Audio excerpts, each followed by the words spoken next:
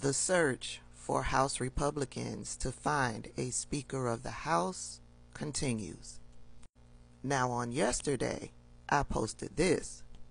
Breaking news from Capitol Hill. Majority Whip Tom Emmer is now the Republican nominee for Speaker, having gotten a majority of the votes. A few moments later. He had just secured the Republican nomination to be their House Speaker. Well, another one bites the dust. He dropped out.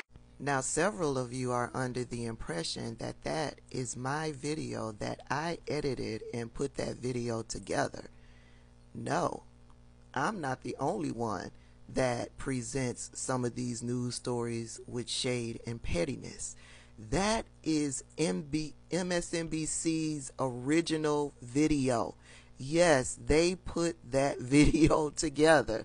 They are too with the shade and the pettiness when reporting the news. Anywho, here's what happened. Once Tom Emmer was nominated, Donald Trump put all of that to a halt.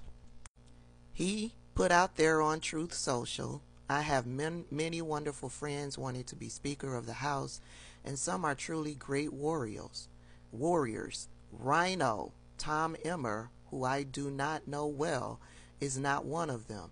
He never respected the power of a Trump endorsement or the breadth and scope of MAGA, Make America Great Again. He fought me all the way and actually spent more time defending Ilhan Omar than he did me. He is totally out of touch with Republican voters. I believe he has now learned his lesson because he is saying that he is pro-Trump all the way. But who can ever be sure? Has he only changed because that's what it takes to win? The Republican Party cannot take that chance because that's not where the America First voters are. Voting for a globalist rhino like Tom Emmer would be a tragic mistake. And that's all it took.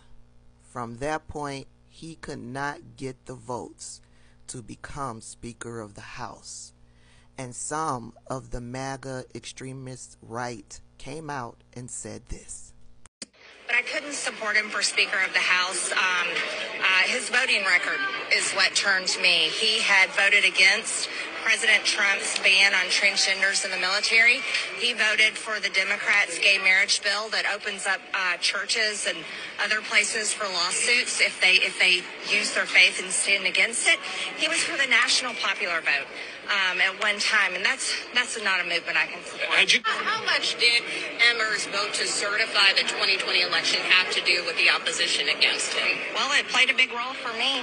I voted to object, and I don't think that was a fair election. I think there was a lot of election fraud. All of what Marjorie Taylor Greene said prior to him voting against there being election fraud was nonsense. Her sole reason for not wanting to vote for Tom Emmer was because he denied that there was election fraud. But wait, there's more. I can't go along with putting one of the most moderate members of the entire Republican conference in the Speaker's chair. That betrays the conservative values that I came here to fight for. How concerned are you about his vote on same-sex marriage? Very concerned. Could you vote against him? Yes. Is there any way you would vote for him? No. People are talking. He's had some issues with the former president. I think some of the comments that he's made in the past, I'm not going to get specific, but I think it's causing him some problems.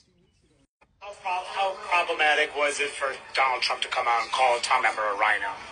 I think it makes a difference in this race. I think he had a number of votes behind. I think that made more so. But is there any path for the speakership, or should he step aside? I leave that up to Tom to make that decision. See, I know he's been meeting with members, and we'll see where we go. You said it made a difference in a negative way. Right? Yeah, I mean, I heard some members who supported Tom, not supported Trump.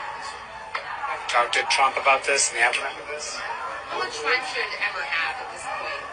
I leave that up to Tom. Tom's the nominee. Do you think that it's fair for Trump to call Emmer a rhino? Should he have called him a rhino? I know Tom Emmer. Tom Emmer is a conservative. Every single nominee that has come forward so far has had more than a dozen, more than 20 Republicans vote against him. You only had 8. Are you ruling out possibly coming back?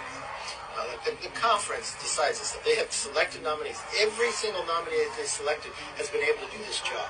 The challenge that we have here is these 8 Republicans. And for those 8 Republicans, the chaos is the point. The obstruction is the point. They don't want the government open. They ousted Kevin McCarthy because he made a deal to keep the government open. All of these news organizations that are talking about there's 30 days left, there's 45 days left, will they find a new speaker? The point is to shut down the government. I don't believe that they will agree on anyone in the Republican Party to be 100% perfect to put in the speakership and then keep the government open. They want to shut down the government so that they can then say, see, government doesn't work. Meanwhile, they are the reasons why government isn't working. And this is Mitch McConnell's fault. All of this started when he vowed to make President Obama a one-term president. That brought about the Tea Party. The Tea Party started all of this obstruction and not being able to work together in Congress. Anywho, this is the new guy, Mike Johnson. He is the 4th Republican to be nominated for Speaker of the House. Will he get the votes? I don't know. But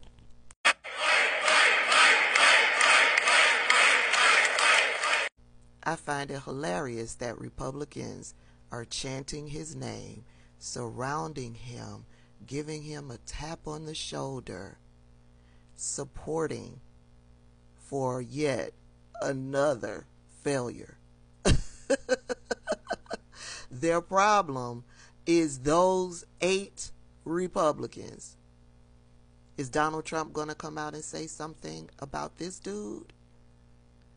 We shall see.